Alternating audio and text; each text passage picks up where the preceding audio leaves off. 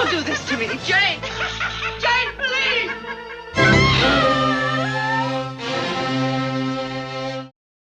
Whatever happened to baby Jane?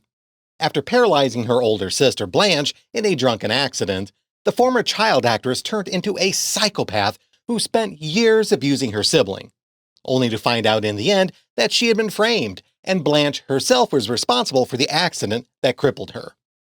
But if you really want to talk about a psychopath, you should check out some of the stories about the actors who played Blanche. No wire hangers ever! And spoilers for the following Scooby-Doo episodes. Scooby, Scrappy-Dappy-Doo, Scooby, Scrappy-Dappy-Doo! Rocking Mountain High, Colorado. The gang visit a mountain lodge for a week of skiing. To their surprise, they find the location practically deserted. What shouldn't come as a surprise to them is the reason for the lack of people. Once again, a ghost has reared its ugly head to ruin an otherwise fun holiday for the teenagers. Well, ruin it for Shaggy and Scooby at any rate. Fred, Velma, and Daphne live for that kind of thing. Okay, gang, let's get settled in first. And then check into this ghost business. Once again, only Fred gets his own room while the girls have to share one. This happens enough that I'm starting to think that it may not just be Velma who is happy over the arrangement. In the 1860s, mountain man Jeremiah Pratt was killed in an avalanche while guiding a government shipment over the summit that would eventually bear his name, Pratt's Peak. More than 100 years later, his great-great-grandson, Will Henry Pratt, decided to recover the valuable gold coins that had been lost on that expedition. Dressing as the ghost of his late relative, he frightened off the tourists from the popular skiing location so he could search for the treasure in secret. I won't bore you with the math. But the timing does work out for Will Pratt to have been the great-great-grandson, but only if Jeremiah had managed to find a lady with which to reach Pratt's Peak. I only bring this up because the Scooby-Doo universe includes an awful lot of crazy hermits, so it's tempting to assume that Jeremiah Pratt had been living on his own prior to taking on the job guiding the gold shipment. However, he could have been sharing his cabin with a wife and kids who were left behind after he was brutally killed in the avalanche. That got dark. Grave danger lurks here. There's something strange. I'm afraid my housekeeper is trying to scare you. She's doing a good job. Time to look for another housekeeper. Maybe one who won't try scaring off the paying guests. Incidentally, in another reference to the classic Universal horror film series, the villain's name is an obvious reference to Boris Karloff, whose birth name was William Henry Pratt. Jeremiah was my great-great-grandfather. That gold belongs to me. I'm afraid not, Will. That was a government shipment and rightfully belongs to Uncle Sam. File this under duh in the stupid villain plan's filing cabinet. While it's possible that a case could have been made that the government might have owed some reparations to the Pratt family for their loss, the idea that Will Pratt somehow had a claim to the lost gold was ludicrous. Ludicrous! He might have grown up hearing stories about his ancestor and possibly uncovered clues as to the location of the remains of the lost expedition, which might have filled his head with delusions of ownership, but that is a stretch. Will Pratt might have been related to the man who lost the shipment, but otherwise there was nothing that set him apart from anyone else looking for the hidden treasure. Or was there? I'll go over that a bit more later on. Without having a definite idea where to search, Will Pratt would be blindly excavating with little to no chance of hitting pay dirt, making the odds of success extremely low. In terms of Scooby villains, this scenario wasn't very original.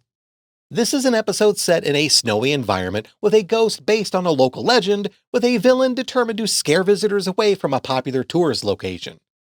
At its core, this is just that snow ghost with a few tweaks. So 0 points for originality. But what was he after? A wagon of eagles. Eagles? Oh, come on. What would he want with a bunch of birds?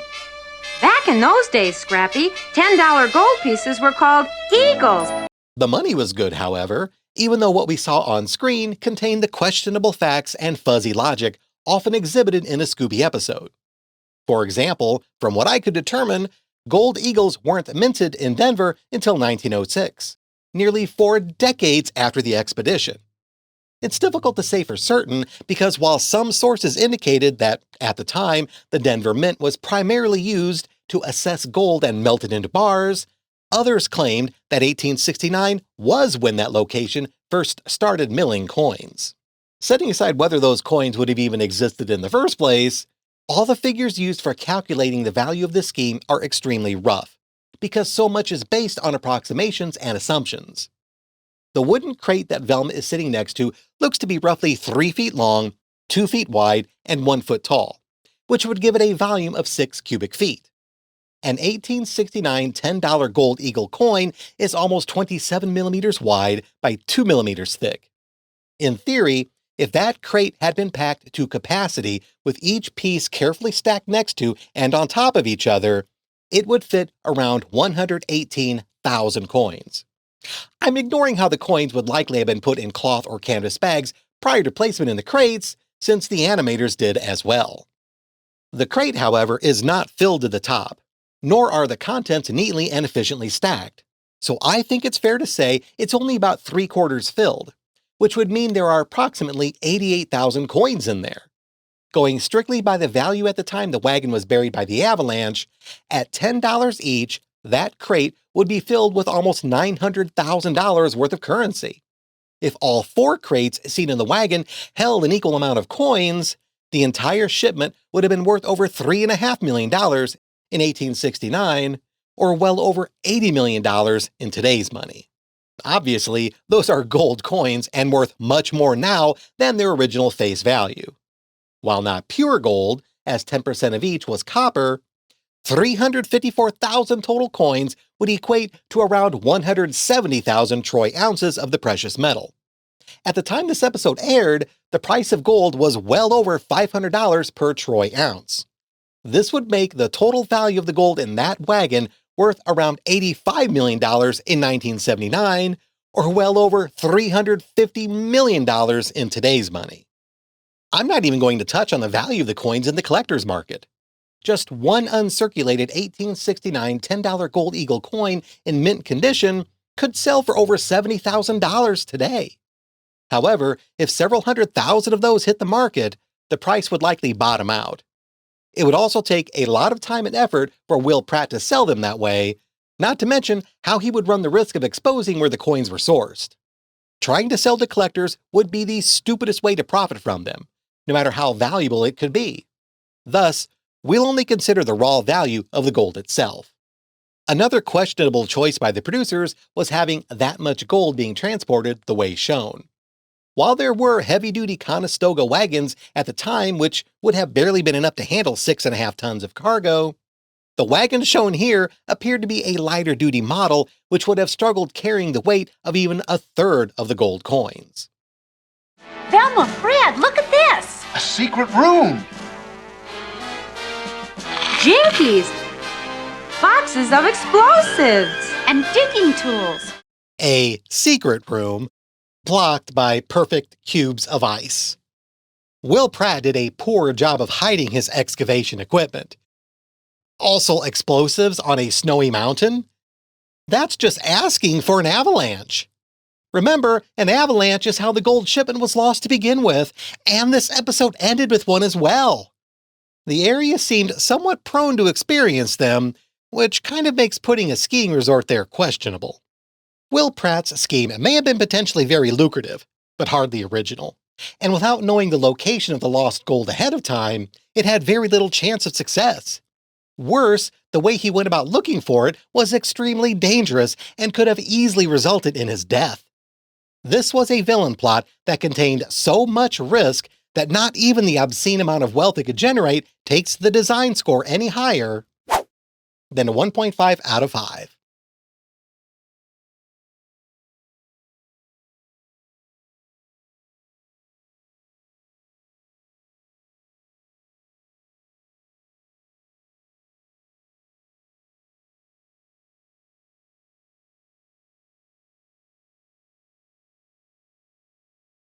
The ghost of Jebediah Pratt is just the ghost of Bigfoot with clothes.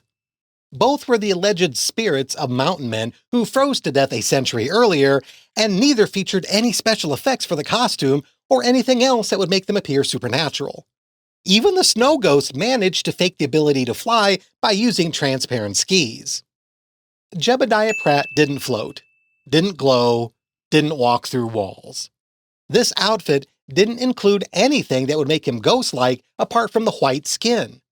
This would have been a better disguise if he was treated as a zombie rather than a specter.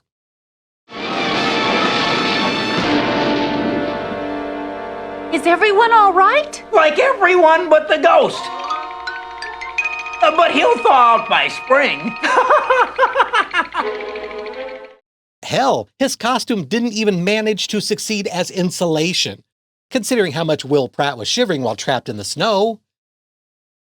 Then again, he just had a near-death experience, barely escaping the clutches of an avalanche.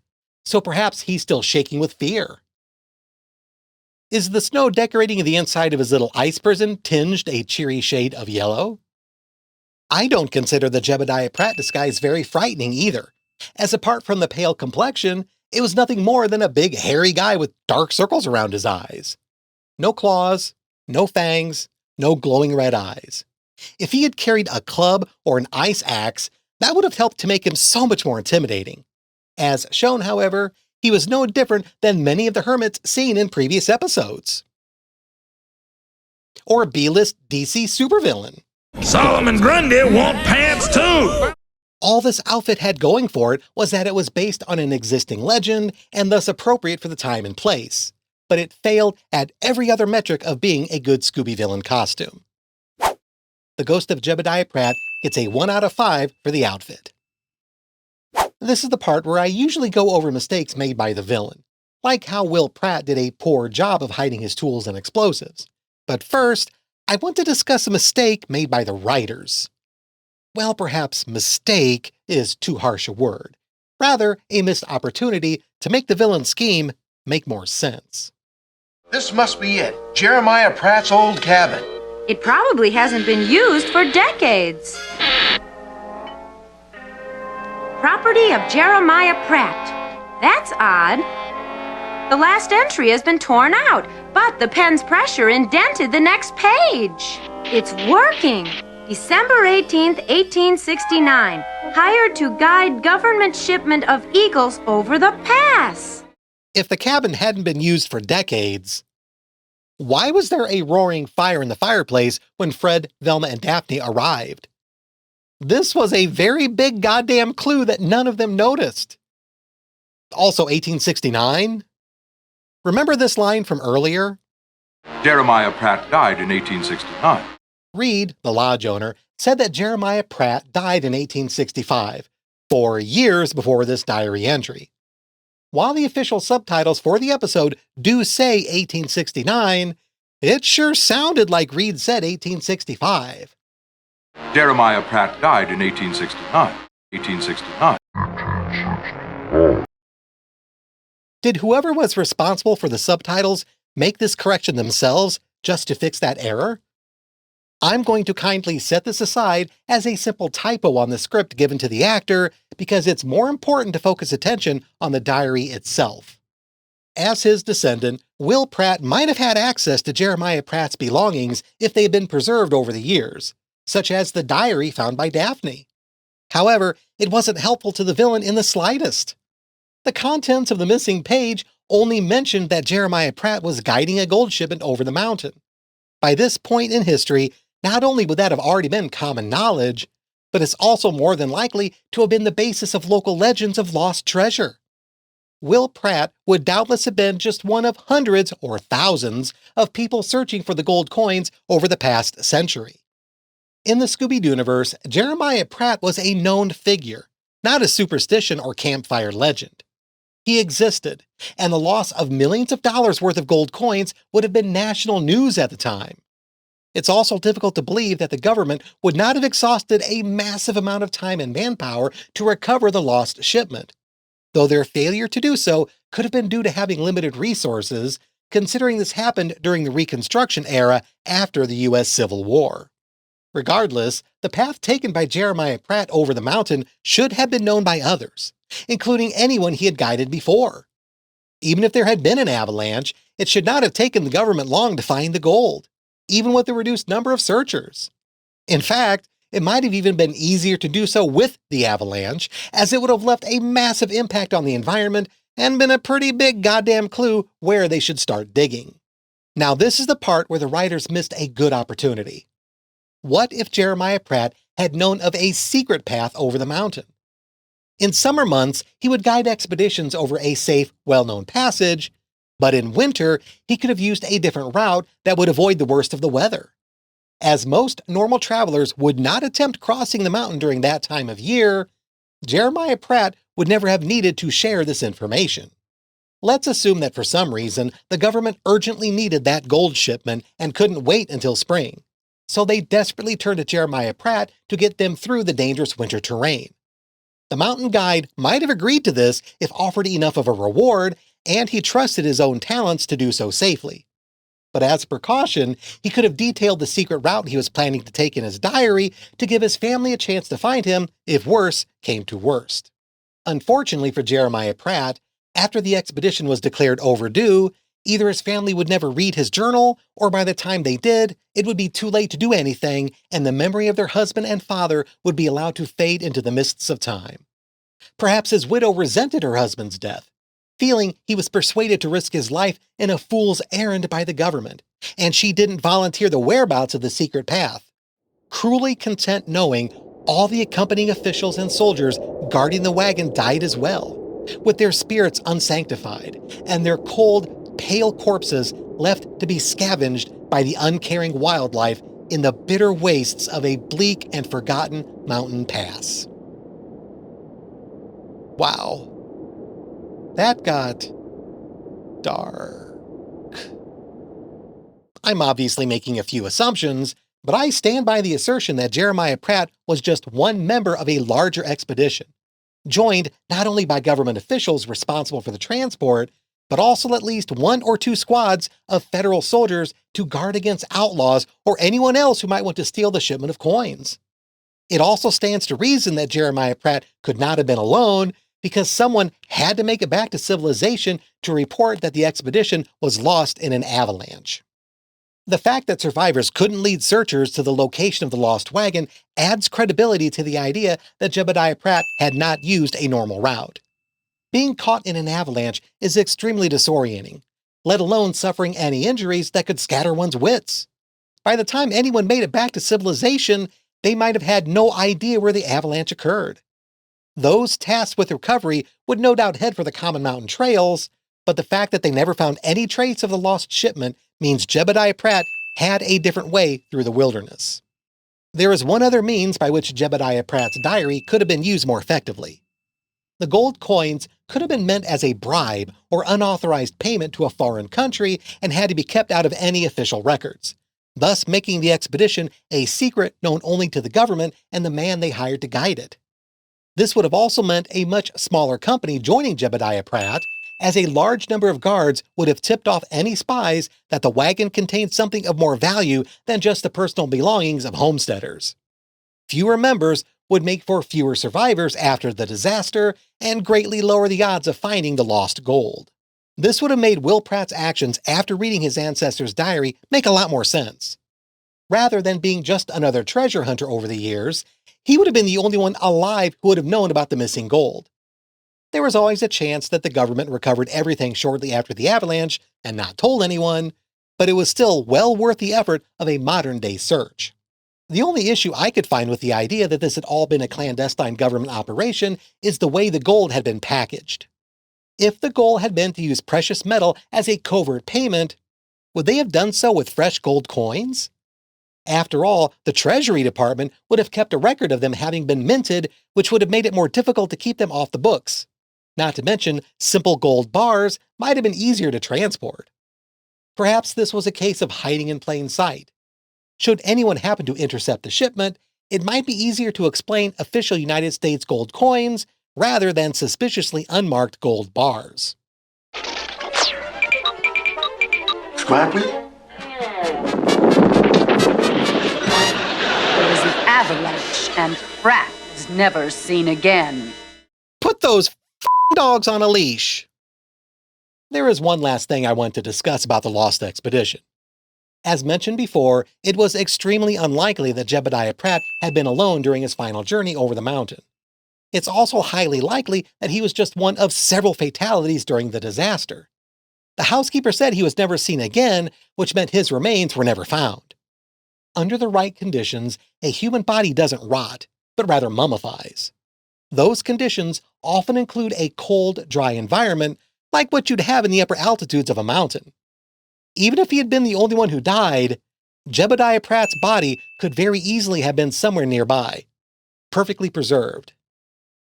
Perhaps even under the snow in the wagon next to Velma. Bottom line, 100 years after his death, one of Jebediah Pratt's descendants came into custody of his diary and learned the nature of his final expedition. Will Pratt tore that page out of the book to either keep others from finding it or to keep it on his person in case he needed to consult it while searching, hiding the rest of the book in the floorboards of his ancestor's cabin. A cabin he had clearly fixed up because it was in far too pristine of condition to have been abandoned for over 100 years. Again, a clue that was entirely missed by Fred and Velma. That missing page itself, though, held no clues as to the location of the lost gold. So not only was there no reason for Will Pratt to have ripped it out of the diary, it only made it look suspicious to anyone who might find it later. This wouldn't be the last mistake he made. I hope we didn't hurt Will Henry's skis. WHP. Now I think I know what's going on around here. You do? And I'll bet you have a plan. Naturally. If you're trying to hide your identity, pick a completely different name for yourself instead of just going by your first and middle name. Or at the very least, maybe don't bring your monogram skis to the resort you're planning on haunting. Also, where did Velma's hat come from? She wasn't wearing it a second ago. Leave my mountain at once! Come on, Scoob! Jinkies, what's going on? It's the ghost! He's on our balcony! Ghost or not, Shaggy, you don't just barge into a girl's room without knocking first.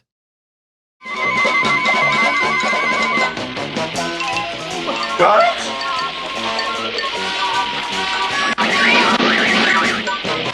Oh boy, I gotta remember to ask him how he did that. When you find that out, Shaggy, you might want to let this guy know too.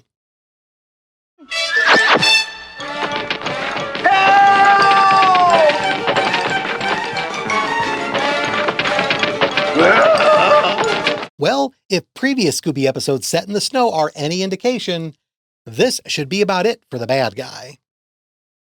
Whoa! I guess not.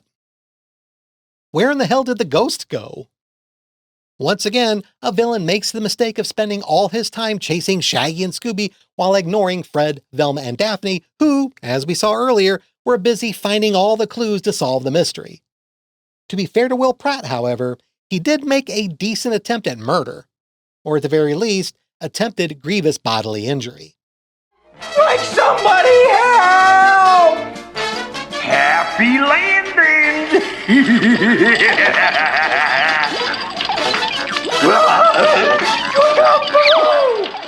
Either this is a prime example of the Wickles effect, or those ski lifts are amazingly unsafe.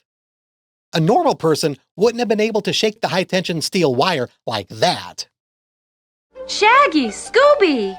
Scrappy, are you all right? How embarrassing! Walking ice cubes! What's the big deal, Shaggy? It's not like this was the first time that's happened. Hot enough for you? Zoinks! It's the ghost! Run for your lives! But I've been waiting for him. What happened to Shaggy's green coat that he was just wearing? It wasn't just Will Pratt who put lives in danger in this episode.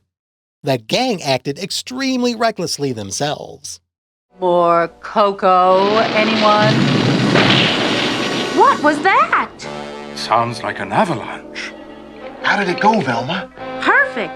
That explosion you set off attracted everyone's attention. Did everyone just forget that this mountain was already prone to avalanches? As I stressed earlier, an avalanche is what killed Jeremiah Pratt and originally set the stage for this episode's mystery. Fred's trap could have potentially killed everybody. What's that? It's a real avalanche! Jump for the wagon!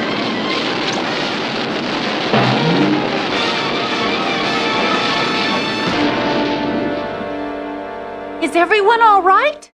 I wasn't kidding, was I? The explosion the gang set off is probably what caused this real avalanche that almost killed them.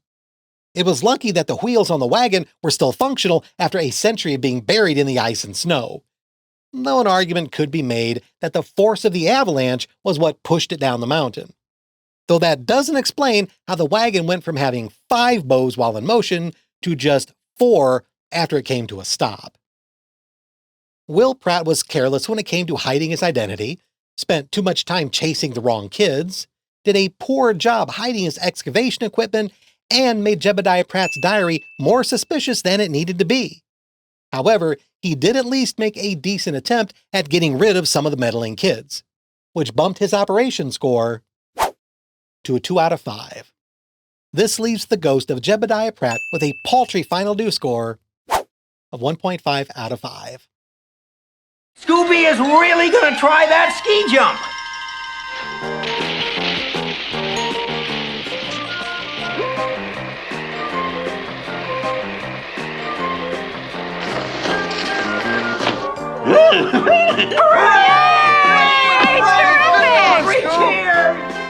This scene bugs the hell out of me. When they started down the slope, Scrappy was strapped to a single right ski. If you freeze the video, you can see this was the case. However, by the time they landed, his legs were strapped to both skis. Why am I making such a big deal out of this? Scrappy is much, much shorter than Scooby, and the distance between his legs is equally as reduced.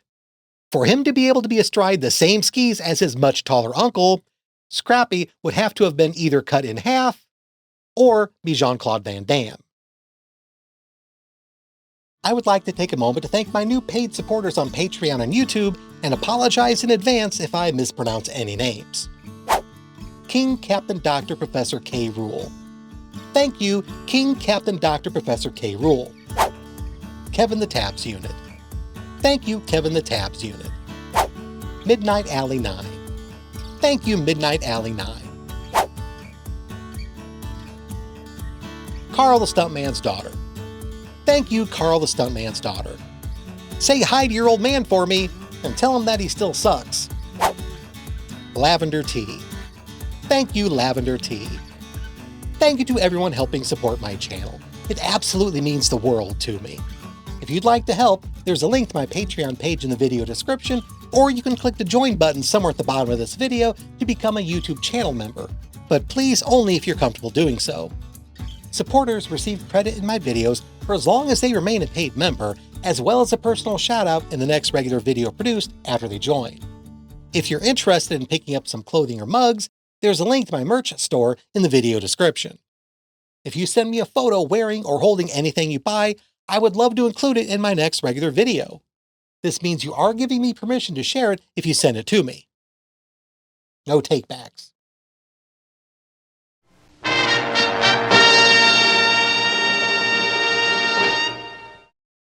Scooby and the rest attend a magical stage show in Atlantic City.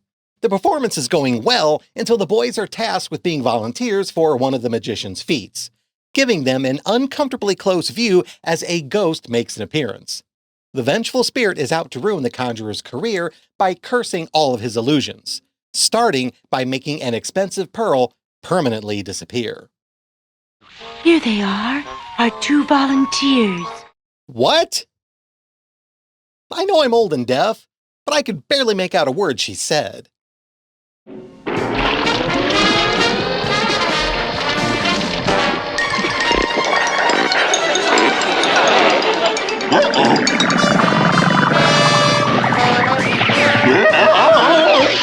Where in the hell are the employees? Scooby was essentially robbing the place. And even though he left empty-handed, a lot of taffy was ruined by his dog hair. Morgan the Magician was a stage illusionist at the newly built, and somewhat uninspiringly named, Beachfront Hotel on the Atlantic City Boardwalk. For whatever reason, he decided to steal the famous Black Pearl of Tongalei, a massive jewel that had been on display in the hotel lobby, presumably as an attraction to draw in guests. Now we need an object of great value, like the famous Black Pearl of Tongalei, which has been on display in the hotel lobby. And now to make the Black Pearl disappear. Typically, rare and valuable gems are handled with gloves. This is particularly important with pearls, as the acids in human skin can damage their natural luster. That's definitely true for me, considering all the metal eyeglass frames I've disintegrated over the years. If someone were to shoot me, they'd end up like Drake from Aliens. Morgan convinced the hotel management to lend him the Black Pearl for his act, setting the stage for him to steal it. He did so by substituting the jewel with a fake one made of glass, which he then made disappear by reducing it to a fine powder with a tuning fork disguised as a pendant worn around his neck. Morgan then used the supposed ghost of his old magic teacher, the Great Haldane, as cover for the theft, hoping the spirit would be blamed for the pearl's disappearance. Oh no! The pearl, it's gone! Oh, yeah? We'll see about that. Hey, he's right. There's nothing inside this box except little pieces of wood. Not quite, Scrappy. Look at this gray powder. Does Morgan use the same cleaning service as mine? They do decent work, but never seem to get the dust behind my game consoles. The Black Pearl of Tongalei was indeed a massive gemstone. In real life, the current largest uncultured spherical pearl sold at auction for around $1.4 million in 2014. It was just a little over a half-inch in diameter and weighed about 1/3 of an ounce, or roughly the same as an envelope with a single sheet of paper in it. The Black Pearl of Tongalei was the size of a human palm, or roughly 3 inches in diameter. There is no known real-world example of one that size in existence, but if there was, its value would be almost incalculable. That's not to say there aren't massive pearls in the world, but they're not spherical like what's seen in this episode.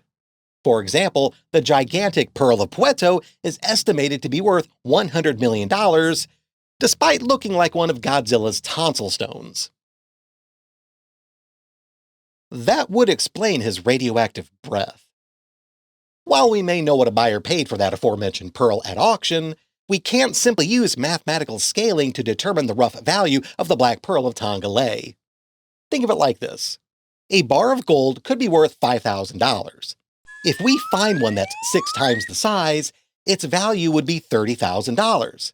That's an easy calculation because the price per ounce is fixed to whatever the going rate would be at any given moment.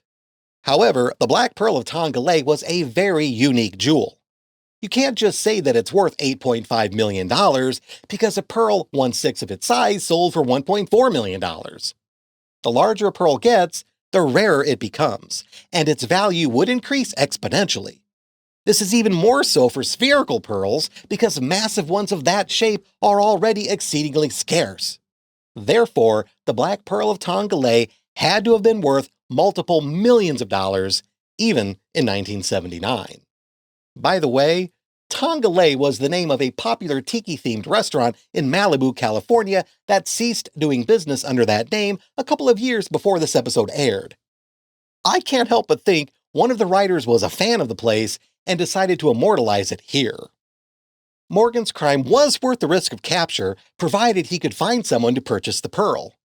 Regular viewers know this is something I bring up occasionally, especially when it comes to rare items like art and jewelry, because no matter how valuable something is, if you can't find a willing and able buyer, it's not worth any more than the fake you replaced it with. Who knows? Perhaps I'm too cynical in my view that there aren't enough wealthy families out there sleazy enough to break the law to add to their personal collection. This is the second time in the Scooby-Doo universe that the plot revolved around stolen pearls, not set in jewelry, and the third time the villain was an evil stage magician who used their professional talents for crime. So Morgan's scheme wasn't original. Worse, Much like how Zarko's effects were casually explained away as magician tricks, no explanation is ever given for how Morgan's effects were achieved other than the Black Pearl being swapped with a disposable fake and how lights were used to project the ghost's image. At least Bluestone was explicitly said to have used mirrors and a special projector for his illusions. Speaking of swapping, this was also the second time in this same series that the villains substituted a huge gemstone in their possession with a fake. Both were even kept under glass display domes. Perhaps Velma was so easily able to deduce the real Black Pearl had been switched because she remembered what happened with the baseball diamond just a few episodes earlier. I also questioned Morgan's motive for the crime. He seemed to have been a reasonably popular stage magician, successful enough to not only employ an assistant, but also headline the opening of an Atlantic City hotel. The magical props that filled the backstage area, not to mention the appearance of a rival from down the street trying to steal his secrets, implies Morgan was not a temporary act, but intended to be a regular fixture of the hotel stage. This would have been like if Penn and Teller were busted stealing from the casino where they work. Establishing motive is not necessary for a criminal conviction, and prosecutors are under no obligation to do so. If they have enough physical evidence that someone committed a crime, that alone is enough to put the person away. But a good prosecutor always tries to establish the reason, because it provides circumstantial evidence against the defendant. I feel this is equally as important for a Scooby villain, because not only does it flesh out their character, but it can often make their actions make a bit more sense. The show's over, Mr. Conrad. What are you doing here now? That's what I'd like to know. And so would I. Conrad has another magic show down the boardwalk. What? Speak up, Lorraine! There's nothing in the episode to explain why a successful performer like Morgan would resort to crime. If the hotel manager wanted to replace him with his rival Conrad the Conjurer, or attendance at his show was dropping, or his assistant Lorraine was leaving because she wasn't getting paid, that would have helped sell him as a motivated villain. As it is, he had no reason other than simple greed, which, while yes, greed is a perfectly serviceable motive, it's less of one for anyone successful enough to have their own magic show. Lorraine would have made for a better villain under these conditions. I'm not the ghost, you cute little pup. Cute little pup! Ugh! I just came back to figure out how Morgan does the disappearing tiger trick. Speak up! Conrad the Conjurer was bad enough, but now even my own assistant is spying on me. I'm afraid I'll have to ask you all to leave. It's a little late for that now, Morgan. The damage is done. I wasn't kidding when I suggested that it would have been better if Lorraine was the one behind the ghost scheme. Not only would it have been unexpected, as lady villains are rather rare for the Scooby-Doo-niverse, but she would have had more of a motive than Morgan. While it's not that unusual for a magician's assistant not to know the secret behind an illusion, if she was snooping around looking for how her boss performed his feats, that implies she wasn't trusted by him or otherwise had her own reason to harm Morgan's act through sabotage. Sabotage? How? When? This entire plot was worse for Morgan because he was a magician. Not only would the Black Pearl be stolen while in his custody, as an illusionist, he had the tools and talent to make the switch. Ghost or not, he would have always been considered the #1 suspect by the authorities. Not that it mattered, because, once again, nobody called the cops. You can't say it's because the hotel would have wanted to avoid bad publicity because their insurance company would have demanded police action. Not taking this elementary step only made the hotel management look like accomplices to the crime, even more so than being willing to lend such a valuable object to Morgan in the first place. This may have been a valuable scheme, but it was a dubious one based on the lack of motive on the part of the perpetrator. It was also risky considering the villain would always be the prime suspect, nor was it that original for the Scooby-Doo-niverse. Morgan the Magician gets a 2 out of 5 for the design. The Ghost of the Great Haldane featured several special effects, including the hallmarks of all the best Scooby apparitions: transparency, glowing, and the ability to appear and disappear with smoke and sound effects. There was even a moment when he was no more than a floating head in the dark, and a moment when he menaced the boys by shooting sparks out of his hands. Unfortunately, all these effects were wildly inconsistent. For example, the ghost of the Great Haldane was only shown to glow one time during the episode, and only one of his disappearances were accompanied by smoke and sound effects. All other times he simply faded in and out of existence. But it was his transparency that had to have been the most erratic. Much of the time he appeared solid and tangible, even when his body was supposed to have been a light projection from the control booth above the stage. And when he did appear translucent, it was at times when he was not on stage, and thus could not have been a light projection. There was even a moment when just his foot was see-through, while the rest of him was opaque. Hell, even at the end when the ghost of the Great Haldane desperately searched his hiding spot for the Black Pearl, he went from fully solid while holding the gemstone to transparent when confronted by the gang. I get the impression that it was always the intention of the animators to include either the glowing or transparency effect, but whoever was running the camera for this episode was either new or had things on their mind other than their job. I saw several frames like this that included offset outlines around the ghost, possibly meant for the glowing effect. But the most egregious moment had to be here at the end, with what might have been meant to be the transparency effect far to the left of the ghost. Late 1970s Hanna-Barbera did not give a f***.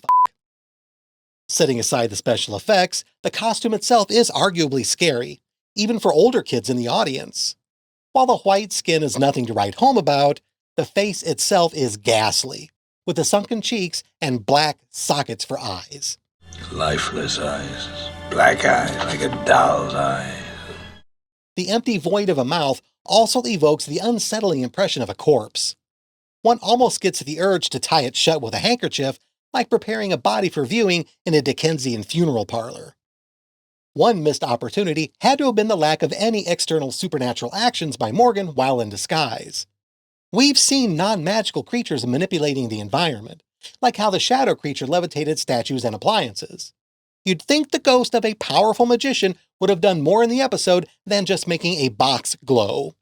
Apart from that, the only significant complaint that could be made about the ghost of the Great Haldane is that it was just another ghost in the Scooby-Doo universe. To be fair, I'm not sure what else the writers could have come up with for a supernatural creature to terrorize the gang while still staying faithful to the setting of a stage magic show. Perhaps they could have made the Great Haldane a real sorcerer who botched a spell and his spirit was trapped within the confines of the Black Pearl of Tonga. This would have made for a more interesting premise than just the spirit out for revenge against his former student. Speaking of which... And now for my most dazzling illusion. No, Morgan, it's my illusion, the one you stole from me. It's the ghost of my old teacher, the Great Haldane. The ghost of the Great Haldane just accused his apprentice of stealing from him, which doesn't exactly improve Morgan's reputation. I find it funny because Morgan had to have been the one to come up with that line despite being the ghost himself. Why would he have impugned his own character in front of a huge audience like that? Did he have a humiliation fetish? Regardless, the ghost of the Great Haldane saw a welcome return of many of the elements needed for a good Scooby villain disguise. In addition to several special effects, it was arguably ghoulish enough to be considered frightening and a good choice for the setting of the episode. Sadly, as it was just another ghost, it only failed when it came to being original. But that's not much of an issue here. It gets a 4 out of 5 for the outfit. A Scooby mystery taking place entirely within the confines of a stage magician's theater should have been a very clever way to cover the actions of the villain. In a typical episode, something that would be used to fool people, like say a hidden film projector, would be extremely out of place and thus suspicious as hell. Here, however, anything backstage that could help sell a ghost disguise would be right at home. Whatever clue Fred or Velma found could easily be dismissed. Morgan was literally hiding his entire scheme in plain sight. But even then, it was all unnecessary. Why in the hell did Morgan dress up as the ghost of the Great Haldane after he switched the real Black Pearl with the fake? At that point, he already succeeded in his plan and simply needed to make his getaway. His goal could not have been to continue his life under his current identity, because once it became known he was suddenly extremely wealthy, it would be obvious that he had been the one to steal the gemstone. Magicians are, as a rule, extremely meticulous when it comes to their actions. They have to be in order to perform their illusions flawlessly. Morgan should have had his new life as a rich man already mapped out, either assuming a fake identity going forward or skipping to another country with no extradition treaty. Neither of those scenarios required him to scare off snoopers dressed as a ghost. Look at this gray powder. It's just ordinary dust. Setting all that aside, the only physical evidence that linked him to the crime was the powdered remains of the fake pearl at the bottom of the magic box.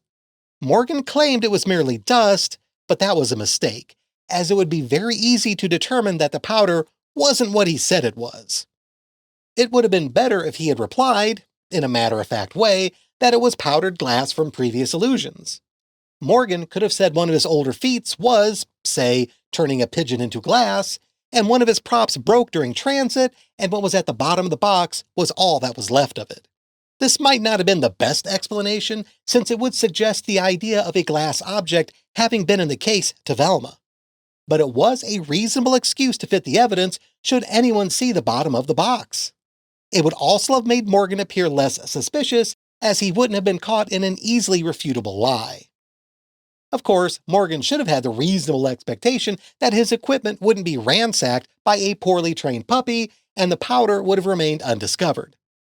Then again, if someone had actually contacted the police for a change, the box would have already been seized as evidence and doubtlessly dismantled in a forensics lab. This means Scrappy was guilty of tampering with crime scene evidence, but in 10 years of meddling, that has never once stopped the Scooby Gang. Regardless, Morgan had no reason to appear as the ghost. As an experienced stage magician, he should have trusted in his props and assumed investigators would never discover the hidden bottom of the cabinet where he stashed his loot, let alone a group of nosy teenagers. But considering how Scrappy destroyed his magic box without even eliciting an apology from his owners, perhaps Morgan was right to be concerned that none of his equipment was safe from destruction. This alone could have been the impetus for him to dress as the ghost of the Great Haldane to drive away the meddling kids. I'm afraid I'll have to ask you all to leave. Morgan should have done that from the beginning, instead of disguising himself as the ghost. But he wasn't the owner of the hotel, rather just an employee they hired to perform a stage show. He still should have called a member of management to evict the kids, and considering what Scrappy did to his magic box, who could blame him? However, if the hotel didn't think the theft of the Black Pearl was worth contacting the police, why would they care if Morgan's property was destroyed by a misbehaving canine? If you think about it, the entire Ghost of the Great Haldane aspect of the crime was completely unnecessary. Morgan should have simply swapped the Black Pearl with the fake one during the illusion on stage and let the forgery be put on display back in the lobby. It likely wouldn't have taken too long before the substitution was discovered, but that should have given him enough of a head start to make it out of the country with the real one.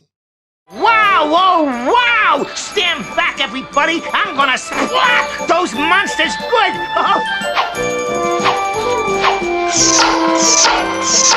Do none of these attractions have anyone working at them? I think we can put an end to Haldane's ghost with my plan, and the help of this glass blower. I stand corrected. Nice work, kids. But where did you find another Black Pearl? The same place Haldane's ghost did, on the boardwalk, at the glass blower's booth. Speaking of the fake pearl, it was not a good idea for Morgan to have a local glass blower within walking distance of the hotel be the one to create it for him, especially as the magician would have had the artisan replicate a famous gemstone. While the glass blower could have been a criminal accomplice, it's also just as likely that Morgan told him he needed the replica as part of his stage show. Should the substitution be discovered, it wouldn't take much work on the part of the police to link Morgan to the nearby craftsman. Further, even if the glassblower had not known who Morgan was and simply made the fake with no questions asked, he might have been curious enough to check out the nearby magic show at the new hotel and been in the audience on the night of the theft. The glassblower could not only have recognized Morgan as his customer, but also the piece he crafted, put two and two together, and notified the authorities of his suspicions after the ghost's appearance. It looks like the Black Pearl is back on display. I'll bet that's a surprise to Haldane's ghost. How could those meddling kids find the pearl? It's still here. But how? That's what we wanted to ask you. As a stage magician, Morgan would have been uniquely experienced to recognize tricks and misdirection since those were literally his livelihood. Worse, he had used his own fake glass pearl as part of his plan, yet here he was, easily fooled by one of the oldest tricks in the book to get someone to reveal their hiding spot. This was just dumb. Incidentally, it usually takes several hours for a piece made by a glass blower to cool down enough to be safely handled. Hot glass must be allowed to reach room temperature very slowly, and any attempts to speed up the process would likely result in it cracking. There's no way that Fred and Velma had the time for the glass blower to make their fake. If Morgan's goal was to get away with stealing the Black Pearl, he should have found a completely different way to swap it with the fake instead of including it in his act. Simply having his hands even momentarily on the object puts him at or near the top of the suspect list. Had he found a way to switch the real one with the fake one while it was still on display in the hotel lobby, he could have kept himself completely off the list of suspects. I can't immediately come up with a way Morgan might have accomplished this, but then again, I'm not a trained illusionist. I'm barely a YouTuber. Hey, what's going on in here? See? There's no ghost here. It's been a while, but once again, we have the gang not believing Shaggy and Scooby when they say they saw a ghost. A ghost, which again, made the usual mistake of spending all its time going after the boys instead of Fred, Velma, and Daphne. It gets worse because the equipment Morgan used to project the image of the ghost to the great Haldane was only discovered because Shaggy and Scooby were looking for a place to hide from him. And then we'll search high for a change, like maybe that lighting booth. It looks like a good place to keep us out of trouble anyway. Maggie, look! The ghost! I don't see any ghost, Scoob. It must be your imagination. Really, Shaggy? You're going to do that to Scooby after Velma just did that to both of you earlier? Morgan's dressing room. I thought Shaggy and the dogs were in here. Looks like the only thing they didn't touch was Morgan's gold pendant. Let me take a look at that. Jeepers, it's musical. Why didn't Morgan keep the necklace on him instead of leaving it out for others to find? The tuning fork was an integral part of his crime, and even if he assumed nobody would connect it to the Black Pearl's disappearance, it was a necklace and could have been conveniently worn around his neck and tucked inside his shirt for safekeeping. This is what happened to the glass pearl in the box. Wasn't the display made of glass? The fake pearl was a lot thicker, so if it broke from the tuning fork, shouldn't the dome it was under have shattered too? Morgan hid the real pearl in his robe until after the show. He figured no one would suspect him if everybody in the audience thought it was Haldane's ghost.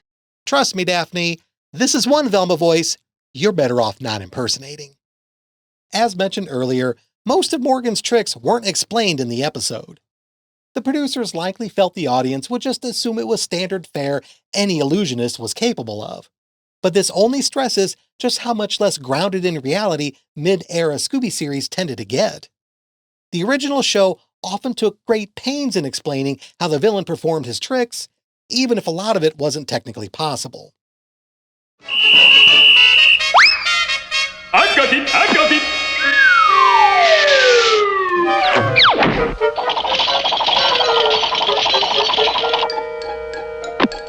Thank you. Morgan's final mistake was obviously falling for the jump ball trick, which resulted in his capture. But it was an unusual moment for a Scooby episode.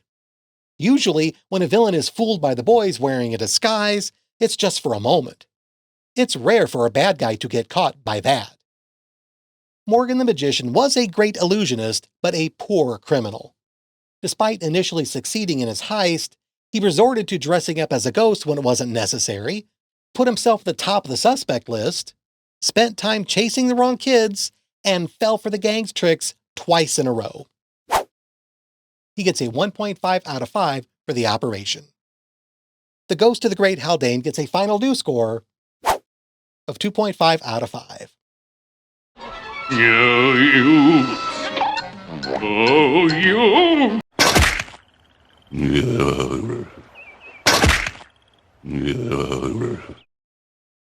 And that's my ranking of the villains from the 7th set of episodes of the first season of Scooby-Doo and Scrappy-Doo, shown here along with the ones from my previous videos.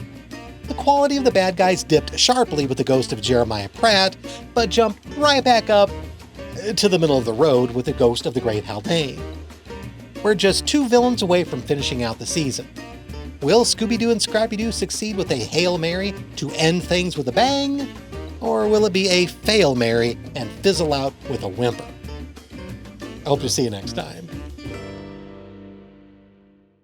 Thank you for watching. If you enjoyed this video, please like, subscribe, and leave a comment. If you'd like to help support this channel, there's a link to my Patreon below, or you can become one of my YouTube channel members by clicking the Join button. But please only if you're comfortable doing so. Supporters receive credit in my videos for as long as they remain a paid member, as well as a personal shout-out in the next regular video produced after they join. There's also a link to my merch store where you can pick up clothing or mugs. If you send me a photo wearing or holding anything you buy, I would love to include it in my next regular video. This means you are giving me permission to share if you send it to me. No takebacks. You know, I think I screwed up Jeremiah Pratt's name once or twice. I'm sure nobody even noticed.